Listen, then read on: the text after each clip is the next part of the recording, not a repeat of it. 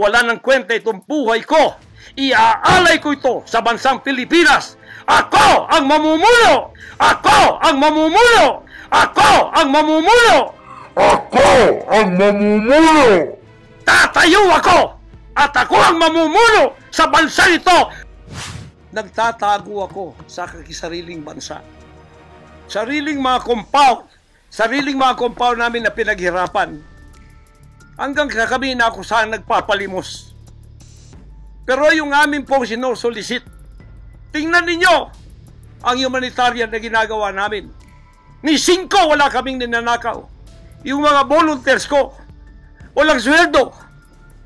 Araw at gabi. Sapagat nakikita namin ang mga kabataang Pilipino, pinabayaan ng mga politikong yan. Kami po nagsasacrifice para mapakain sila, mapaaral na wala pong bayad. Pagkatapos, ang kababayan nating nalipusta, kalamidad, walang tumutulong. Kung may tumutulong man, politika at may kabayaran. Nagtitiis po kami sa mga pag-alipusta. Sa paninira, inaangkin namin yung kasi malaki ang ganti namin sa langit. Ngunit pagka nakasalalay na ang ating mga kalayaan, lalo na sa kamay ng mga banyagang ito, na wala naman tayong ginawang masama sa kanila, tumutulong pa ako sa Amerikang yan. Nagdodonate ako doon sa malalayong lugar tulad ng Apalachian na hindi nakapag-aral ang mga bata. Bumili kami ng napakalaking library para sila'y makapag-aral. Mga Amerikano po yan. Kinikilala ba nila yon? Kung nagseselo sila sapagkat ako'y umusbong sa bansang Amerika, problema na po nila yon. Kung ako'y binigyan ng ama ng isang sasakyang panghipapawid para hindi ako ma-delay sa aking worldwide na gawain, kasalanan ko ba yun? Kung ako binigyan ng pampalipad na helicopter dito para mapuntahan ko lahat ng aking satellite sa buong Mindanao, Pilipinas, kasalanan ko ba yun? Kasalanan ko ba na ako'y magkaroon paralan para makapag-aral ang mga bata na walang bayad? Kasalanan ko bang mayroong SMNI para hindi mabayaran? At pagkatapos itong salot na CPP-NPA na marami pinatay ng mga members ko, ministro, at iba pang mga inosenteng Pilipino for 54 years ay magsasalita ng katotohanan na hindi natatakot. Ngayon kami ang tinatakot ninyo, nililigwak ninyo. Anong klase kayo? Kung hindi kayo tatayo ngayon, mga kababayan ko, sapagkat ako'y living dead na, wala nang kwenta itong buhay ko, iaalay ko ito sa bansang Pilipinas. Ako ang mamumuno upang tayo ay magkaroon ng kalayaang muli. Unang-una sa akin, sa aking kababayan, sa Kingdom Nation, sa aking mga leaders na papatayin din, at sa lahat ng Pilipino nagmamahal ng kalayaan. Tatayo ako!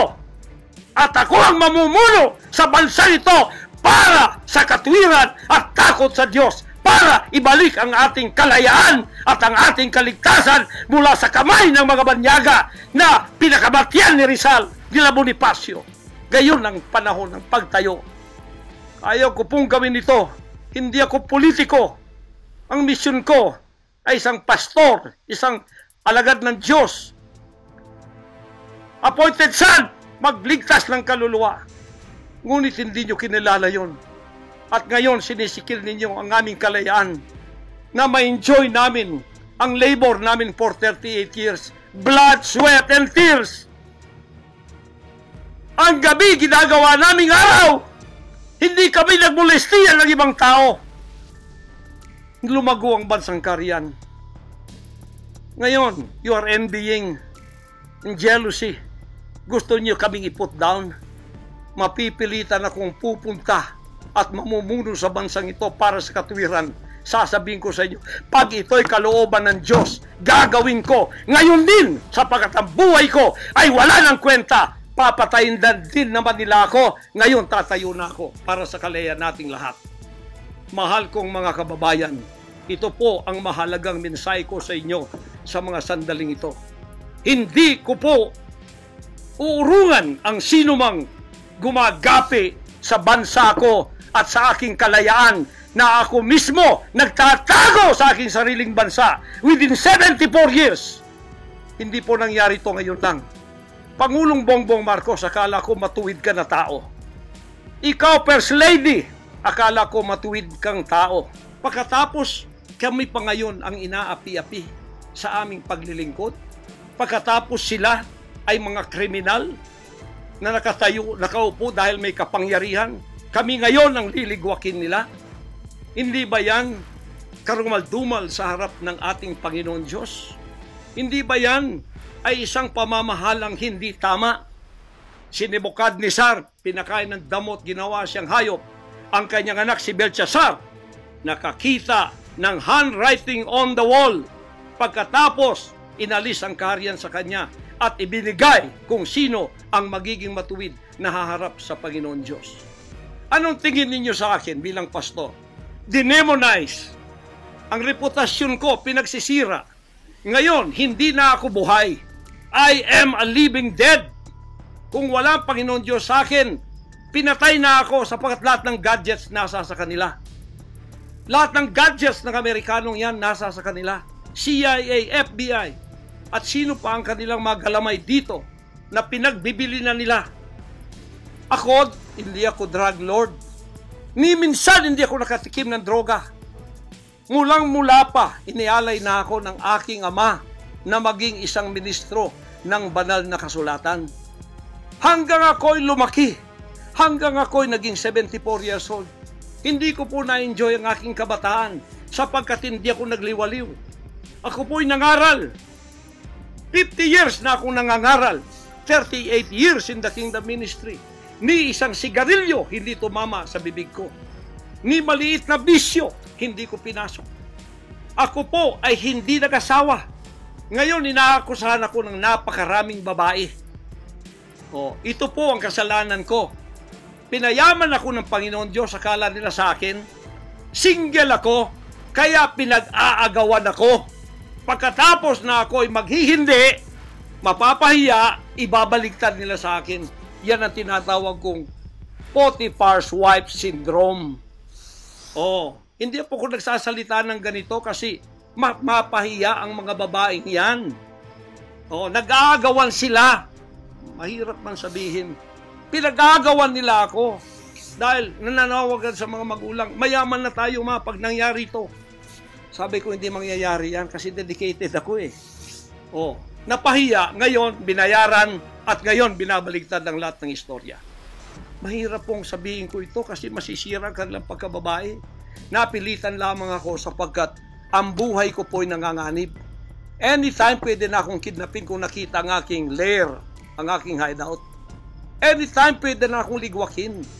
Ang aking mga BOA leaders, hindi na po natutulog sa compound. Kung saan-saan na lang po mga membro kami natutulog. Doon sa mga payak na mga bahay, doon sa mga bahay na hindi kilala. Sapagkat lahat po kami nakalista na. Napapatayin, gugurgurin. Wala po silang takot kasi nasa kanila daw ang kapangyarihan.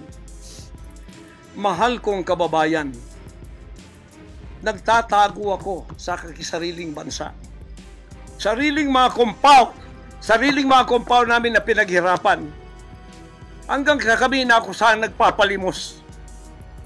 Pero yung amin pong sinusulisit, tingnan ninyo ang humanitarian na ginagawa namin. Ni 5 wala kaming ninanakaw. Yung mga volunteers ko, walang sweldo. Araw at gabi. Sapagkat nakikita namin ang mga kabataang Pilipino, pinabayaan ng mga politikong yan. Kami po nagsasacrifice para mapakain sila, mapaaral, nang wala pong bayad. Pagkatapos, ang kababayan nating nalipusta, kalamidad, walang tumutulong. Kung may tumutulong man, politika at may kabayaran. Nagtitiis po kami sa mga pag-alipusta. Sa paninira, inaangkin namin yung kasi malaki ang ganti namin sa langit. Ngunit pagka nakasalalay na ang ating mga kalayaan, lalo na sa kamay ng mga banyagang ito, na wala naman tayong ginawang masama sa kanila, tumutulong pa ako sa Amerikang yan. Nagdodonate ako doon sa malalayong lugar tulad ng Apalachian na hindi nakapag-aral ang mga bata. Bumili kami ng napakalaking library para sila'y makapag-aral. Mga Amerikano po yan. Kinikilala ba nila yon? Kung nagseselo sila sapagkat ako'y umusbong sa bansang Amerika, problema na po nila yon. Kung ako'y binigyan ng ama ng isang sasakyang panghimpapawid para hindi ako madelay sa aking worldwide na gawain, kasalanan ko ba yon? Kung ako binigyan ng pampalipad na helicopter dito para mapuntahan ko lahat ng aking satellite sa buong Mindanao, Pilipinas, kasalanan ko ba yon? Kasalanan ko ba na ako'y magkaroon paralan para makapag-aral ang mga bata na walang bayad? Kasalanan ko bang mayroong SMNI para hindi mabayaran? At pagkatapos itong salot na CPP-NPA na marami pinatay ng mga members ko, ministro, at iba pang mga inosenteng Pilipino for 54 years ay magsasalita ng katotohanan na hindi natatakot. Ngayon kami ang tinatakot ninyo, nililigwak ninyo. Anong klase kayo? Kung hindi kayo tatayo ngayon, mga kababayan ko, sapagkat ako'y living dead na, wala nang kwenta itong buhay ko, iaalay ko ito sa bansang Pilipinas. Ako ang mamumuno upang tayo ay magkaroon ng kalayaang muli. Unang-una sa akin, sa aking kababayan, sa Kingdom Nation, sa aking mga leaders na papatayin din, at sa lahat ng Pilipino nagmamahal ng kalayaan.